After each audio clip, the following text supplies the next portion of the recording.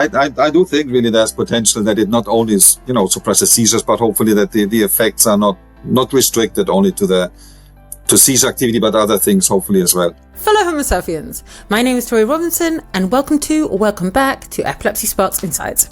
If you're new and you haven't done so already, please do like and comment on this episode and subscribe to our channel to support our mission, which is to decrease the discrimination faced by and improve the quality of life of those affected by the epilepsies, and get everybody appreciating the amazing, exciting epilepsy research that is out there.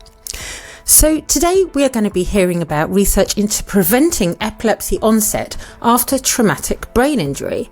In fact, our guest, neuroscientist Tobias Engel, will share his research into the plasma membrane receptor P2X7, showing how to potentially not only avoid seizure onset and epilepsy, but also even prevent the mood changes and mental health disorders which commonly result. I did my undergraduate studies in Germany, then I went to Spain. This was all in biology. And then I moved on I was actually in Madrid, where I did my PhD, and this was on neuroscience. And at the time I was working there in Alzheimer's disease. So this I finished in 2005-6-ish. I can't remember now. This time then I moved to Ireland, where I started working in epilepsy as a postdoc. And then 5 years later, 10 years ago, more or less, I established my own research lab over there in Ireland, in Dublin. And here I'm based at the Royal College of Surgeons in Ireland. Your recent paper, which has been out on, just simplifying it here, but basically post-traumatic injury-induced epilepsy, and then P2X7 antagonist. Okay, so maybe I start what we're working in, the main focus in our lab. Mm-hmm. So what we are working in our lab, so we're trying to identify new ways how to prevent epileptic seizures, how to treat epilepsy. And we're trying to look at things which are not commonly used anti-seizure medications. Because we do have, that there's people who don't respond to treatments. So what we try to do is to find alternative pathways to block these. So here the main focus, I guess, is when they're looking at inflammation. So we know that in people with injuries to the brain, also in epilepsy, you have this increase in inflammation, chronic inflammation in the brain. So what we're trying to do is here, what has been shown before, is that this inflammation can actually contribute to people having seizures. It can start seizures, but it can also make it worse, the seizures over time. So the disease can progress even more. So what we're trying to do is find different pathways we can block with drugs if possible. And then this will, block this or stop this inflammation in the brain, and thereby hopefully also reducing seizures. Okay. And just to clarify, so this, what you're looking into, are you thinking of something that would be used after a traumatic brain injury to prevent seizure and epilepsy onset? Yes, this is the idea. So really the idea is not only to suppress seizures, but what we're really looking for is things which will which stop seizures, but will eventually modify the course of the disease. So in the case of traumatic brain injury, I can come to this later, then the idea is here that after an injury that you can actually prevent it from happening. So you don't need your medication later on.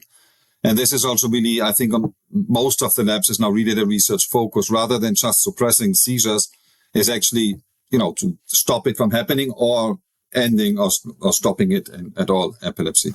Well, I can reassure you that that's what most people would prefer. So the study, what we just published this was a study where we looked at this signaling system, this P2X7 receptor in traumatic brain injury. And the reason why we chose the topic of traumatic brain injury is basically that we know that after traumatic brain injury, you have an increased inflammation in the brain. So it makes sense to block something which would eventually hopefully reduce this inflammation. So this is where our P2X7 receptor comes in.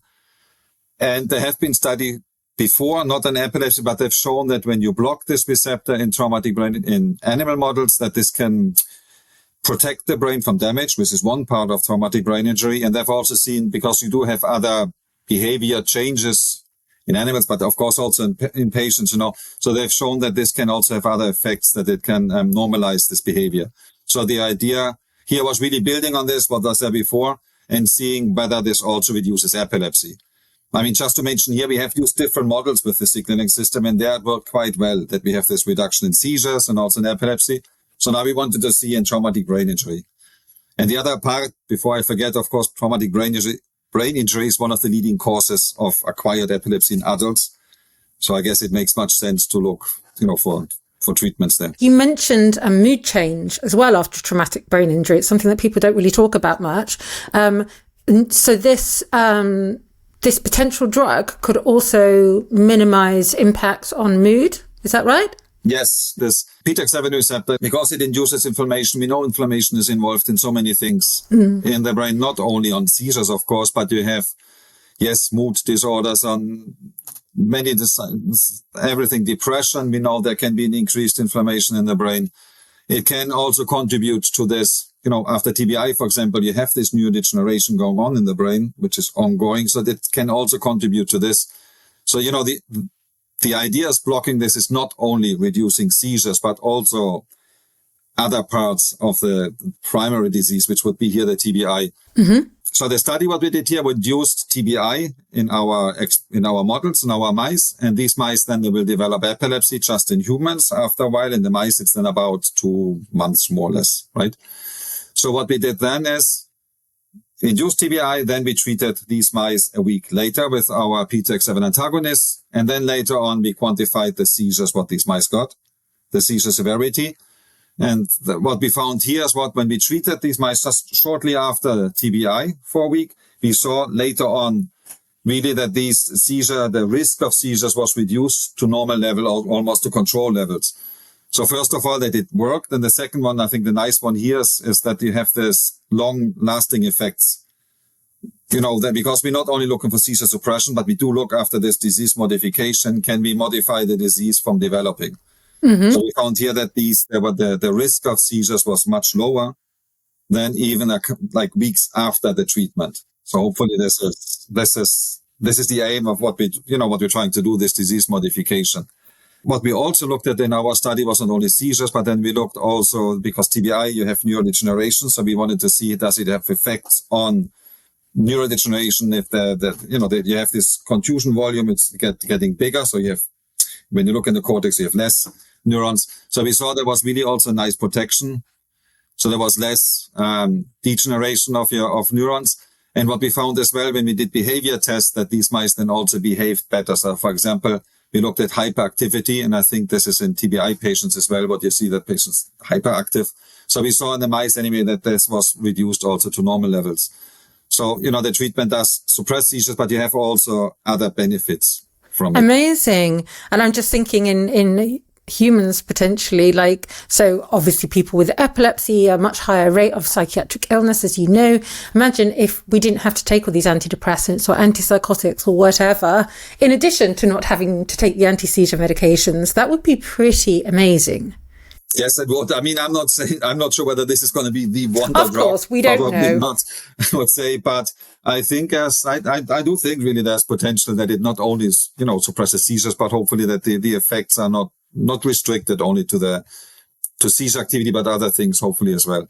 And do you just give the drug to the treatment to the mice once, or is it several times over a period of time? So this was during 1 week, once a day. But I mean this, yeah. So this was oral gavage. So we have them, they can just take the drug in the, basically via food. So this would be once a week. Yes, there was 1 week. But I mean, this is one of the things we have to test as well. So how long do you have to give it? Of course. We don't know whether the treatment window with once would be enough, a week. So this is still things, of course, to figure out. When would that be used? At what stage of a person's illness? So the antagonist, when there would be the drugs targeting this receptor, so I would think that this would usually be used when you have either seizures or acute pathology, or, for example, when we come back to this study, after a brain injury, such as a TBI, when you have this increased inflammation. And then you can use, I think, these antagonists, these drugs, and this will dampen down then this inflammation. Okay. And do you foresee this potentially as something that could be used as on anybody who has traumatic brain injury to just prevent it, just to keep, fingers crossed this doesn't happen? Or would it be potentially used in people who seem to be at higher risk of developing seizures? That's also a good question. So for these antagonists, for this treatment to be useful, I think you do need this inflammation in the brain. This is where it works. Now, I think usually you will develop epilepsy, if I'm not wrong, when you have more severe traumatic brain injury, so more at risk. And after this brain injury, you do have increased inflammation. So I think this is, if you have a severe enough brain injury, this would be the point where you can give these treatments. This is basic science though, right? So as in, we don't want to get people too excited. It's not something that's, going to come on the shelf tomorrow. It is basic science. And what we have seen now that in our experimental models, in our animal models, it works really well. So I guess the good news here is that there's these antagonists, these drugs for this receptor, they have already been used in other brain diseases in humans. So in clinical trials, this is in clinical trials for depression, as far as I know, and also psychiatric diseases. But the bottom line is that what they have seen is that they are safe in humans. Okay. So you can give these antagonists. There's no adverse effects to date, what people have seen. Okay. So this means that hopefully that the translation from animals to patients will be a little bit faster. About the timelines, I don't know. So we are working closely with industry together.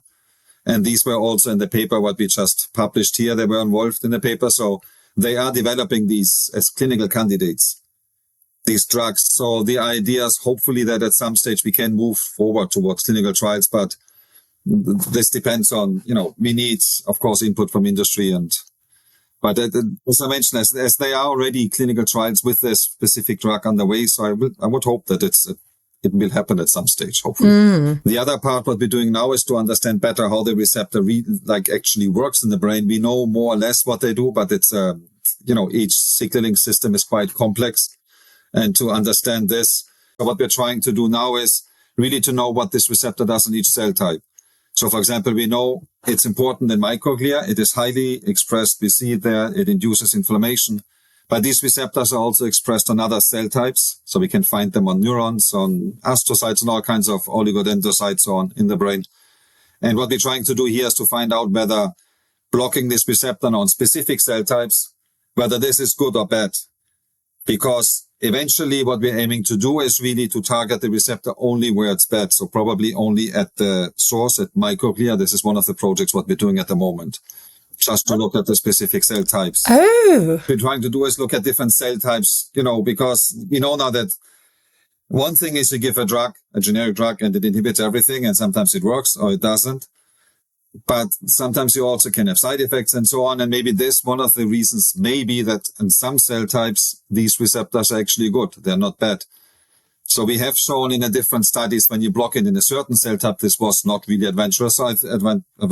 So I think going towards the source, and we know that inflammation, here's the bad part, is trying to work this out, what exactly we have to block.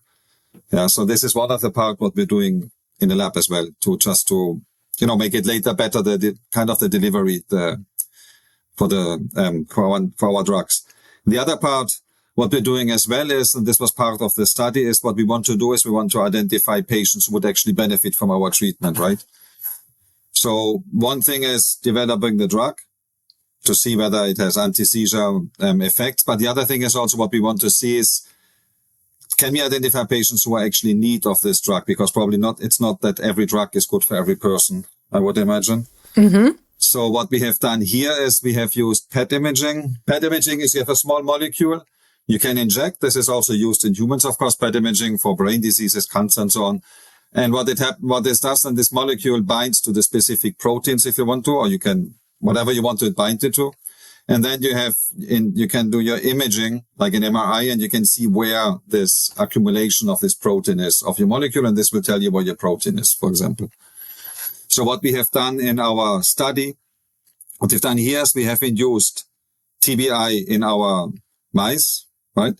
In our animal models, we have induced TBI, and then we have injected these molecules and performed PET imaging in these animals at different stages. And these mice, when you do your TBI, these mice at a certain, after a couple of weeks, months, they will develop epilepsy. So what we have seen is when PET imaging these molecules against the P2X7 receptor, they were higher in these mice after the insult. These mice were more likely later to develop seizures.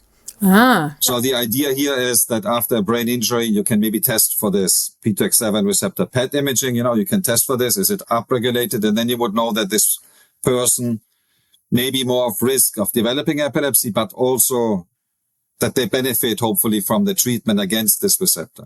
Thank you so much to Tobias for sharing with us his exciting discoveries regarding the P2X7 receptor and how it could help prevent seizures, epilepsy onset, and more amongst those who experience traumatic brain injury in the future. Check out more about Tobias and his work on the website torierobinson.com, where you can also access the podcast, the video and the transcription of this entire episode, all in one place.